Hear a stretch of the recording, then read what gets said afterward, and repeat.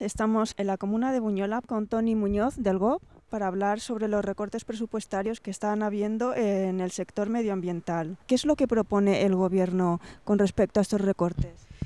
Bé, jo crec que el govern està aplicant retalls econòmics a tot, també en medi ambient. El medi ambient és una de les partides que, quan hi ha problemes econòmics, se sacrifica de forma més prioritària. De fet, estem passant d'un pressupost de 2010 de 12 milions d'euros a 6 milions d'euros prevists per l'any 2013, o sigui, una reducció a la meitat. S'estan desmuntant els equips humans, els equips de tècnics, que tenen capacitat sobradament tècnica per gestionar adequadament aquests espais i que, afortunadament, durant molts anys han aconseguit crear una xarxa d'espais protegits amb un nivell de gestió molt acceptable. I tot això en aquest moment està en risc. Quan el govern de les Illes Balears va assumir la responsabilitat completa de la gestió del Parc Nacional de Cabrera, va rebre una transferència econòmica per part del Ministeri de Medi Ambient, que era fins aleshores qui posava bona part dels dobbers. Està clar que aquesta partida, lògicament, s'hauria de seguir destinant a la gestió del Parc Nacional de Cabrera. Tot sembla que no és així. Sembla que no és així perquè la partida global d'espai natural protegits per enguany és de només 6 milions d'euros, per tant no ens encaixa de cap manera que la partida que se trasllada des del Ministeri d'Agricultura, Alimentació i Medi Ambient s'estigui realment destinant a Cabrera, sinó que segurament s'està destinant a altres tasques de gestió d'espais protegits o altres coses. El govern fins ara ha manifestat aquesta intenció d'obrir les portes de la iniciativa privada. Ara bé, fins ara no hi ha hagut realment cap desembarc potent de la iniciativa privada, bàsicament perquè la iniciativa privada hi ha de veure un benefici, un potencial econòmic que ara per ara sembla que és complicat que els espais naturals tinguin. Però en tot cas és molt preocupant la primera passa que sí que ja ha donat el govern, que és la de llevar capacitat de control administratiu, llevant vigilància, llevant tècnics, llevant personal de feines de conservació, perquè tot això, evidentment, va en detriment de les feines de manteniment que s'han de fer, vulguem o no, en els espais protegits. Els espais tenen una pressió d'ús públic que requereix un cert control administratiu, perquè si no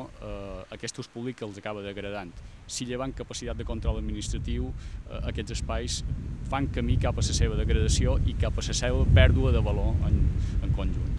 Si se lleva capacitat de gestió administrativa sobre aquests enclaus més importants de les Balears, com són la Serra de Tramuntana, l'Espai Natural de la Dragonera, l'Albufera, Cabrera, en una illa amb més d'1 milió de persones, amb més de 10 milions de visitants que fan ús de Mallorca en conjunt i d'aquests espais en particular, assumim un risc de pèrdua d'aquests valors naturals. I hem de tenir en compte que aquests valors naturals són un recurs econòmic fonamental. El govern del Partit Popular està molt condicionat per dos sectors socials i econòmics importants. Per una banda, pel sector hoteler, que és un sector en el qual li ha costat històricament reconèixer que el medi natural, els espais naturals, són un recurs que ells aprofiten, i per altra banda, just a l'altre costat té els grans propietaris que tenen finques dins dels espais protegits, que aquests espais, aquests propietaris volen una compensació o volen que els deixin fer activitats econòmiques diverses. Com que el govern no vol implicar el sector hoteler econòmicament en els espais protegits, ni vol compensar els propietaris perquè no té capacitat i perquè no pot treure dobbers, la via fàcil quina és? La que està seguint també el company, que és dir, no toquem els hotelers, no toquem el turisme, no molestem el turisme, propietaris, no vos preocupeu, vos obrien les portes perquè pugueu fer activitats lúdiques, comercials, esportives, el que sigui, que vos permetin guanyar dobbers. Les Illes Balears té una responsabilitat important amb aquesta declaració de la Serra de Tramuntana com a Patrimoni Mundial de l'UNESCO.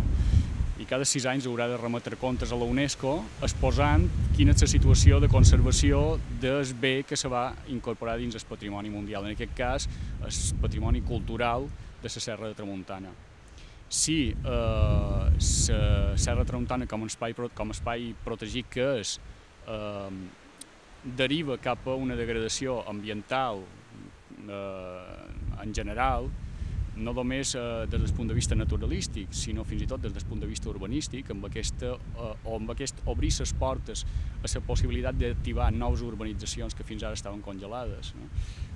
Està clar que això tindrà un pes davant la UNESCO, un pes que segurament el govern s'encarregarà de maquillar, però que crec que serà molt bo d'argumentar que les passes duites a tema per aquest govern no van precisament en el sentit d'aprofitar aquesta eina per difondre i per generar més protecció d'aquest entorn i per generar una economia alternativa i sostenible, sinó que van en el sentit d'utilitzar l'etiqueta Smart Chamo de Patrimoni de la Humanitat com a reclam turístic, però seguir per altra banda en les polítiques habituals d'aquesta comunitat, que és potenciar la construcció rural, la desprotecció d'espais naturals, més de lo mateix. Aquesta voluntat de mercantilització dels espais el que fa és allunyar la societat mallorquina d'aquests espais i posar-los a disposició de l'empresa privada, que evidentment tindrà els altres interessos que no és de conservació del patrimoni social i ambiental.